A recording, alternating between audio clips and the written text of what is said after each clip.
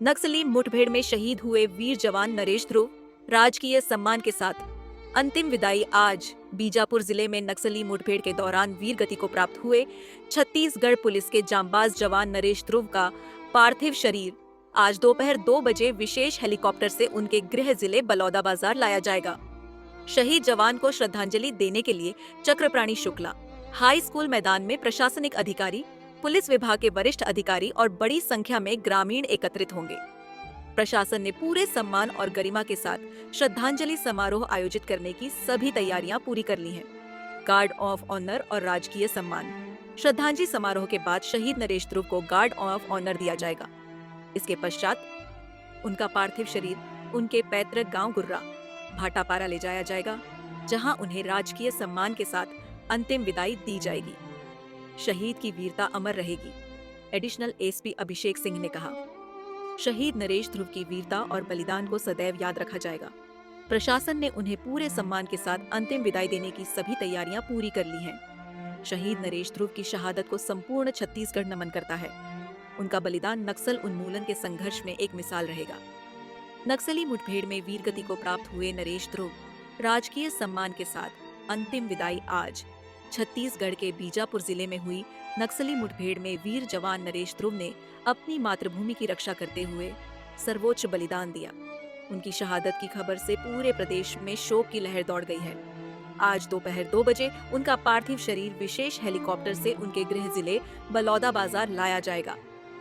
श्रद्धांजलि समारोह में उमड़ा जन सैलाब। शहीद नरेश ध्रुव को अंतिम विदाई देने के लिए चक्रप्राणी शुक्ला हाई स्कूल मैदान में श्रद्धांजलि सभा का आयोजन किया गया है।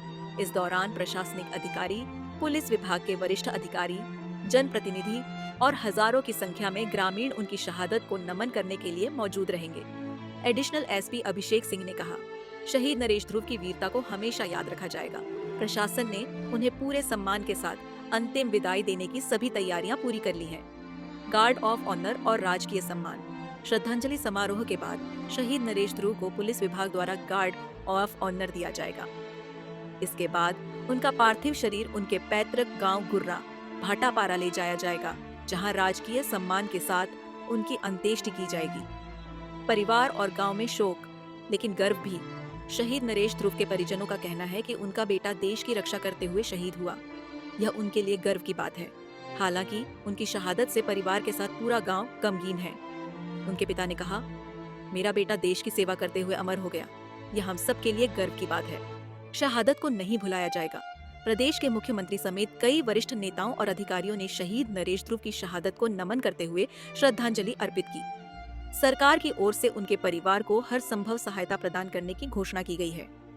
छत्तीसगढ़ की मिट्टी ने एक और वीर सपूत खो दिया, लेकिन नरेश ध्रुव की शहादत अमर रहेगी और उनका बलिदान आने वाली पीढ़ियों के लिए प्रेरणा बना रहेगा। नक्सली मुठभेड़ में छत्तीसगढ़ पुलिस के वीर जवान नरेश ध्रुव शहीद। आज राजकीय सम्मान के साथ अंतिम विदाई।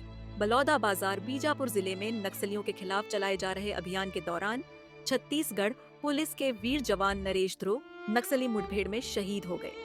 उनकी शहादत की खबर से पूरे जिले में शोक की लहर दौड़ गई है। आज दोपहर 2 बजे उनका पार्थिव शरीर विशेष हेलीकॉप्टर से गृह जिले बलौदाबाजार लाया जाएगा। हाई स्कूल मैदान में श्रद्धांजलि सभा। प्रशासन ने की विशेष तैयारियां। शहीद जवान को अंतिम विदाई देने के लिए प्रशासन की ओर से चक्रप्राणी शुक्ला हाई स्कूल मैदान में श्रद्धांजलि सभा का आयोजन किया गया है। इसमें प्रशासनिक अधिकारी, पुलिस विभाग के वरिष्ठ अधिकारी, जनप्रतिनिधि और बड़ी संख्या में ग्रामीण शामिल होंगे। एडिशनल एसपी अभिषेक सिंह ने कहा, शहीद नरेश ध्रुव ने कर्तव्य पथ पर अपने प्राण न्योछावर कर दिए। उनका बलिदान व्यर्थ नहीं जाएगा और हम उनके परिवार के साथ पूरी संवेदनाएं व्यक्त करते हैं।